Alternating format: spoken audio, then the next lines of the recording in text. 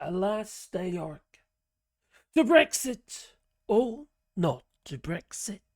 That is the question. Actually, I think we should ask Marks and Spencer's.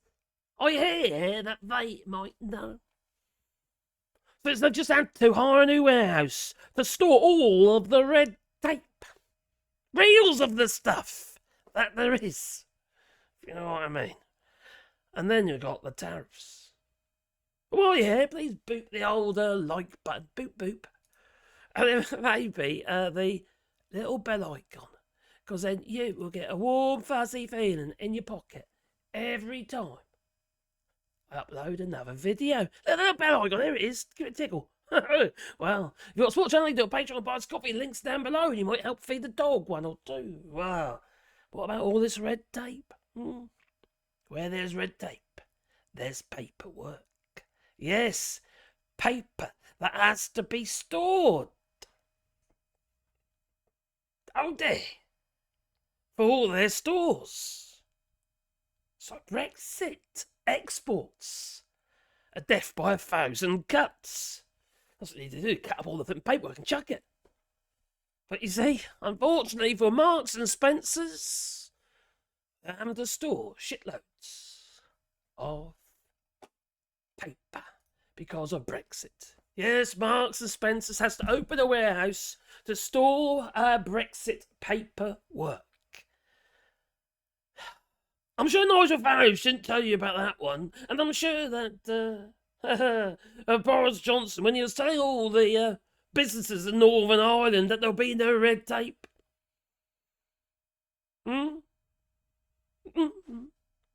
No, he didn't, did he? No. Well, in Northern Ireland, there's a nice new post-Brexit warehouse for storing Brexit paperwork because of their Brexit. What a pile of shit is this? Blimey, so the company revealed that in 2021 that Brexit has also cost them 16 million in extra tariffs. Tariffs which include things like fees. You see, companies like Marks and Spencer's, they no longer make the stuff themselves or in the United Kingdom. No, they import it like everybody else from India and China and Vietnam and wherever they can get it made the cheapest. It's not the same as it used to be. No. So, unfortunately, Marks and Spencer's is having to spend a shitload of money. Where they spend money, they pass that on to you. Like they do. Also affects their... well, I suppose the tariffs end up adding to their turnover, maybe, but not necessarily their bottom line. No. Less tax take, maybe. So Marks and Spencer's has been forced to hire a warehouse to store post-Brexit paperwork. Yes, red tape. Needed for exports to the Republic of Ireland. You see, the Republic of Ireland is now covered under the Windsor Framework, which means that anything that is sent from Little England to Northern Ireland is covered under the post-Brexit Windsor Framework. That little old Richie Sue snack in the short trousers negotiated. On his little lonesome that he did. Oh, crikey, I should laugh at Brexit. It's literally destroyed the country and it's getting even worse. Northern Ireland's just been hit with these latest EU rules in regards to the general product safety regulations as well. That's Northern Ireland.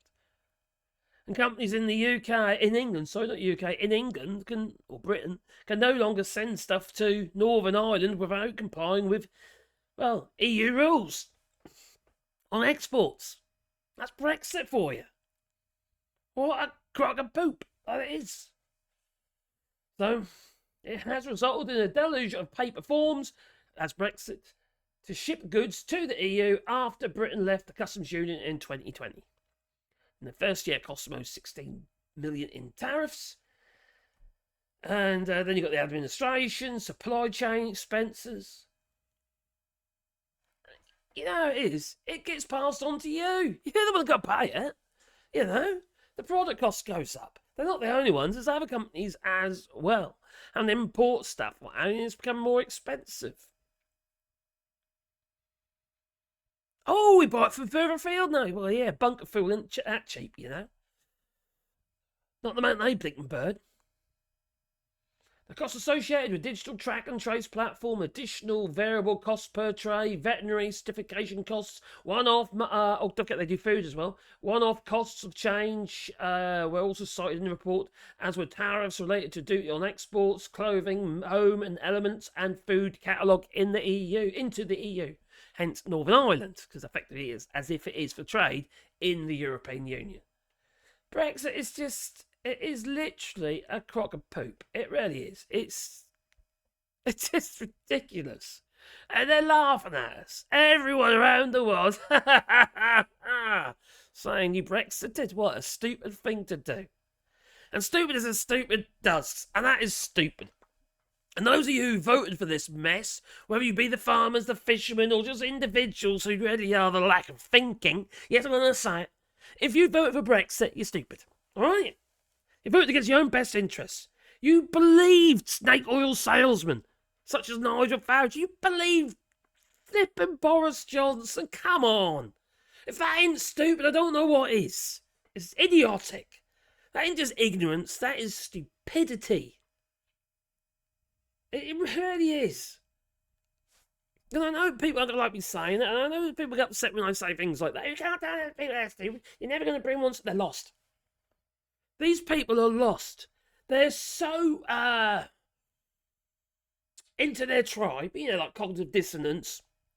They're so entrenched in their beliefs.